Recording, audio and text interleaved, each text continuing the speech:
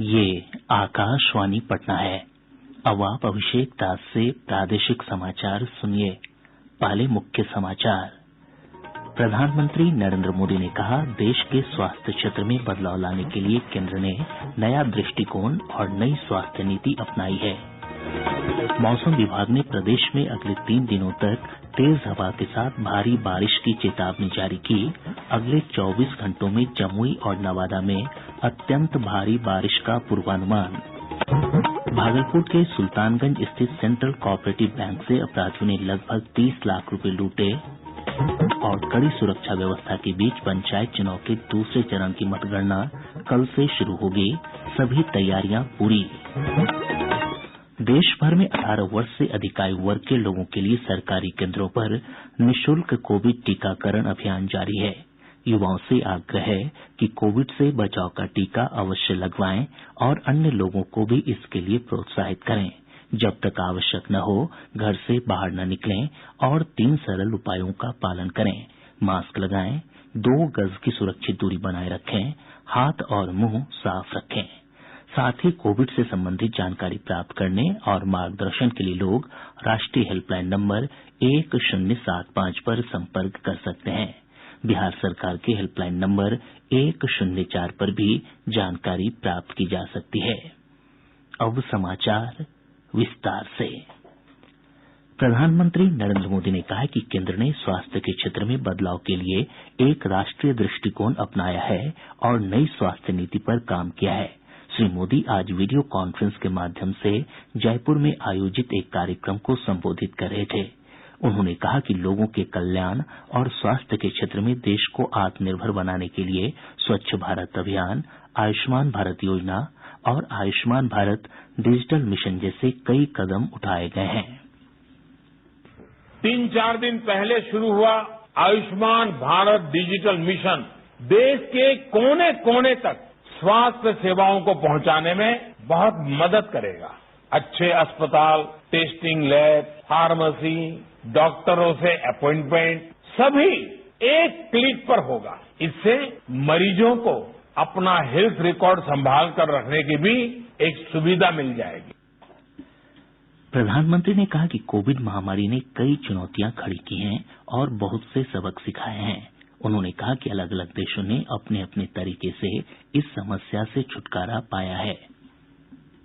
केंद्र सरकार के सबको वैक्सीन मुफ्त वैक्सीन अभियान की सफलता इसी का प्रतिबिंब है। आज भारत में कोरोना वैक्सीन की 88 करोड़ से अधिक डोज लग चुकी है। हजारों सेंटर्स पर हमारे डॉक्टर, नर्सेज, मेडिकल स्टाफ लगातार वैक्सीनेशन करने में जुटे हैं। मेडिकल क्षेत्र में देश का ये सामर्थ्य हमें और बढ़ाना है। श्री मोदी ने कहा कि केंद्र सरकार स्वास्थ्य के बुनियादी ढांचे को मजबूत करने पर काम कर रही है। मौसम विभाग ने प्रदेश में अगले 3 दिनों तक तेज हवा के साथ भारी बारिश की चेतावनी जारी की है। मौसम विज्ञान केंद्र पटना की वैज्ञानिक आरती गुप्ता ने बताया कि अगले 24 घंटों में दक्षिण पूर्व और दक्षिण मध्य बिहार में भारी बारिश हो सकती है। जमुई और नवादा में अत्यंत भारी बारिश का पूर्वानुमान है। दक्षिण पूर्व एवं दक्षिण मध्य बिहार के अधिकांश स्थानों पर भारी वर्षा एवं शेष बिहार के अनेक स्थानों पर हल्की से मध्यम स्तर की वर्षा होने का पूर्वानुमान है।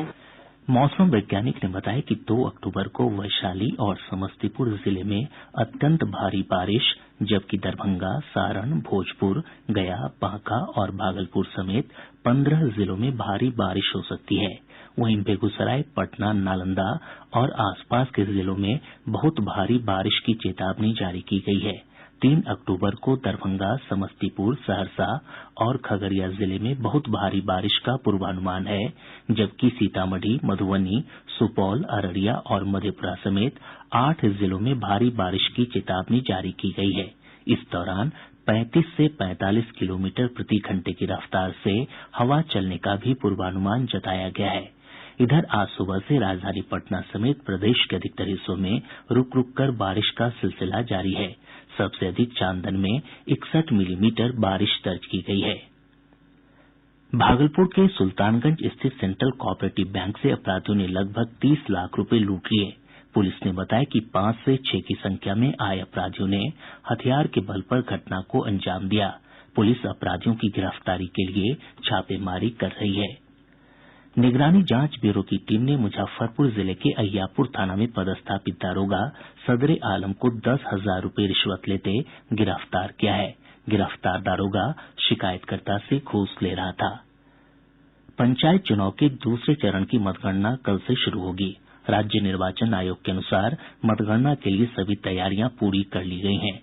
मतगणना केन्द्रों पर सुरक्षा के व्यापक इंतजाम किये गये हैं। सुबह 8 बजे से सभी जिला मुख्यालयों में मतों की गिनती की जाएगी। इस चरण के चुनाव में 71,467 प्रत्याशी अपनी किस्मत आजमा रहे हैं। गौरतलब है कि इस चरण के तहत 3,402 विभिन्न पदों पर निर्विरोध निर्वाचन हुआ है, जबकि 319 पदों के लिए एक भी नामांकन पत्र नहीं भरा गया। प्रदेश में 24 अक्टूबर को होने वाले पंचायत चुनाव के 5वें चरण के लिए नामांकन पत्र भरने का काम आज से शुरू हो गया है। नामांकन की अंतिम तिथि 6 अक्टूबर तक निर्धारित है। 9 अक्टूबर को नामांकन पत्रों की जांच की जाएगी, जबकि 11 अक्टूबर तक प्रत्याशी अपना नाम वापस ले सकते हैं। इसी दिन प्रत्याशियों के बीच चुनाव चिन्ह का भी आवंटन कर दिया जाएगा। इस चरण के तहत 38 जिलों के 58 प्रखंडों में मतदान होना है। इधर पंचायत चुनाव के चौथे चरण के लिए नामांकन पत्र दाखिल करने की कल अंतिम तिथि है। मतदान 20 अक्टूबर को होगा। राज्य निर्वाचन आयोग के अनुसार चौथे चरण के लिए कल तक 42,361 प्रत्याशियों ने नामांकन पत्र भरा था। इसमें 20,288 पुरुष जबकि 22,073 महिला उम्मीदवार हैं। प्रादेशिक समाचार आप आकाशवाणी पटना से सुन रहे हैं। और अब आजादी का अमृत महोत्सव प्रश्नोत्तरी प्रतियोगिता के अंतर्गत कल पूछे गये प्रश्न का सही जवाब।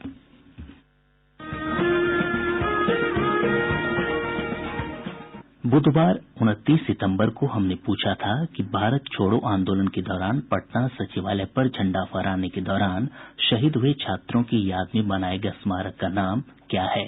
श्रोताओं, इसका सही जवाब है शहीद स्मारक।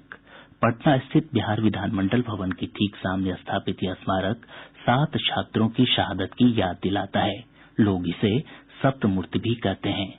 सही जवाब भेजने वाले श्रोताओं में से विजेता बने हैं सहरसा जिले के सोनबरसा प्रखंड के लगमा गांव निवासी सागर कुमार। उन्होंने हाल ही में इंटरमीडिएट की परीक्षा पास की है। सागर का कहना है कि आजादी का अमृत महोत्सव कार्यक्रम हमें नया भारत बनाने की प्रेरणा देता है। सब जानते हैं कि हमारे स्वतंत्रता सेनानी जो थे या हमारे लिए क्या सब किया, और आज की युवा पीढ़ी को भी समझने के लिए मिलता है कि हमारे स्वतंत्रता सेनानियों ने जो काम करके गए हैं उसको हमें पूरा करना है। हमें जो भी पद मिले उसके साथ हमको न्याय करना है, क्योंकि हमारे स्वतंत्रता सेनानियों ने सिर्फ यही आजादी नहीं दिलाई थी। उन्होंने कहा था कि अपने काम को निष्ठा पूर्वक करना चाहिए, चाहे आप किसी भी पद पे हैं, उससे कोई फर्क नहीं पड़ता, तभी हमारा भारत आगे बढ़ेगा। मतलब आजकल के चौकाचौंध में से हटकर हमें कुछ भारत को एक नया भारत बनाना है। श्रोताओं, आजादी का अमृत महोत्सव प्रश्नोत्तरी प्रतियोगिता का अगला विजेता आप भी बन सकते हैं। इसके लिए सुनते रहें आकाशवाणी समाचार। अगला प्रश्न अब शुक्रवार 1 अक्टूबर को संध्या 7:30 बजे के प्रादेशिक समाचार बुलेटिन में इसी समय पूछा जाएगा।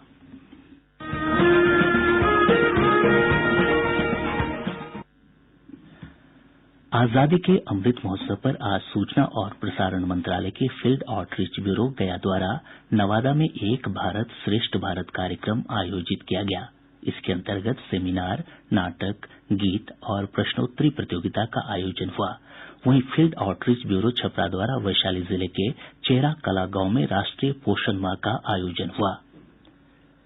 प्रदेश में अब तक 64% पात्र लोगों को कोविड टीके की 1 डोज दी जा चुकी है। राज्य स्वास्थ्य समिति के कार्यपालक निदेशक संजय कुमार सिंह ने ये जानकारी दी। उन्होंने बताया कि 14% से अधिक लोगों को टीके की दोनों डोज दी जा चुकी है। इधर कोविन पोर्टल के अनुसार राज्य में अब तक 5,43,32,000 से अधिक लोगों को कोविड से बचाव के टीके दिए जा चुके हैं। इनमें से लगभग 1,07,96,000 लाभार्थियों को टीके की दोनों डोज दी जा चुकी है। इधर देश भर में 88,90,00,000 से अधिक लोगों का टीकाकरण किया जा चुका है। नीति आयोग के सदस्य डॉक्टर वीके पॉल ने कहा है कि इस वर्ष सुरक्षित रूप से त्योहारों का आयोजन कोविड महामारी से संघर्ष में निर्णायक भूमिका निभाएगा। डॉक्टर पॉल ने लोगों से वैक्सीन लगवाने, मास्क पहनने और सुरक्षित दूरी बनाए रखने की अपील की है। पूजा अर्चना हम घर के अंदर ही करें, घर में ही सेलिब्रेट करें, फालतू में बाहर नहीं जाएं, फालतू में बाजारों में जाके रश करेंगे। This is not good. Let this crisis be over. There will be many opportunities to celebrate festivals with the usual gusto, with the usual spirit that we are all well known for. So हमें इस बारी भी mask वाली Diwali, mask वाली पूजा ही arrange करनी है। और vaccine अब तेज गति से आगे बढ़ रहा है। ये टाइम अगर निकल जाए, then by the end of the year we should find ourselves much safer. गन्ना मंत्री प्रमोद कुमार ने कहा है कि प्रदेश में गन्ना की खरीद मूल्य में बढ़ोतरी की जाएगी। आज बगहा में पत्रकारों से बातचीत में श्री कुमार ने कहा कि जल्द ही इस संबंध में मुख्यमंत्री नीतीश कुमार के साथ विचार विमर्श किया जाएगा। उन्होंने कहा कि सरकार पहली बार बाढ़ के कारण गन्ना की फसल को हुए नुकसान का मुआवजा किसानों को दे रही है। उन्होंने कहा कि गन्ना किसानों से क्षतिपूर्ति के लिए जल्द ही आवेदन लिए जाएंगे। प्रदेश के 8 जिलों में कल से बालू खनन का काम शुरू हो जाएगा। खनन और भूतत्व विभाग के अनुसार अभी नवादा, अरवल, बांका, बेतिया, मधेपुरा, किशनगंज, वैशाली और बक्सर जिले में खनन का काम शुरू होगा। इन जिलों में पुराने बंदोबस्तधारियों को ही खनन का अधिकार दिया गया है। वहीं गया, पटना, भोजपुर, सारण, गोपालगंज और रोहतास में बालू खनन पर अभी रोक जारी रहेगी।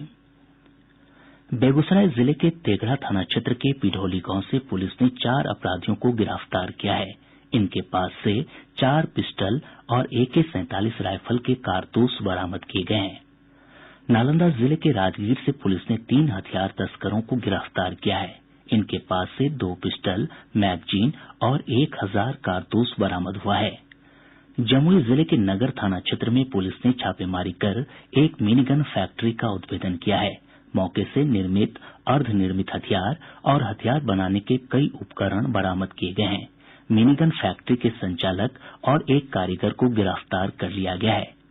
गोपालगंज जिले के कुचायकोट थाना क्षेत्र अंतर्गत सासामूसा में अपराधियों ने एक किराना दुकानदार की गोली मारकर हत्या कर दी। पुलिस अपराधियों की गिरफ्तारी के लिए छापेमारी कर रही है। अरवल जिले के आगानूर चौकी और अरवल घाट पर डूबने से 2 बच्चों की मौत हो गई। वहीं सीवान जिले के जामो थाना क्षेत्र के डुमरा गांव में डूबने से एक महिला समेत 2 लोगों की मौत की खबर है। बक्सर जिले के राजपुर थाना क्षेत्र अंतर्गत तियारा गांव के पास एक बस अनियंत्रित होकर पलट गई। इस हादसे में 2 दर्जन से अधिक लोग घायल हो गए। भोजपुर जिले के जगदीशपुर थाना में पदस्थापित दारोगा दिलीप कुमार निराला को रिश्वत लेने के आरोप में निलंबित कर दिया गया है। और अब अंत में मुख्य समाचार एक बार फिर। प्रधानमंत्री नरेंद्र मोदी ने कहा, देश के स्वास्थ्य क्षेत्र में बदलाव लाने के लिए केंद्र ने नया दृष्टिकोण और नई स्वास्थ्य नीति अपनाई है। मौसम विभाग ने प्रदेश में अगले 3 दिनों तक तेज हवा के साथ भारी बारिश की चेतावनी जारी की। अगले 24 घंटों में जमुई और नवादा में अत्यंत भारी बारिश का पूर्वानुमान। भागलपुर के सुल्तानगंज स्थित सेंट्रल कोऑपरेटिव बैंक से अपराधियों ने लगभग 30 लाख रुपए लूटे। और कड़ी सुरक्षा व्यवस्था के बीच पंचायत चुनाव के दूसरे चरण की मतगणना कल से शुरू होगी, सभी तैयारियां पूरी। इसके साथ ही आकाशवाणी पटना से प्रसारित प्रादेशिक समाचार का ये अंक समाप्त हुआ।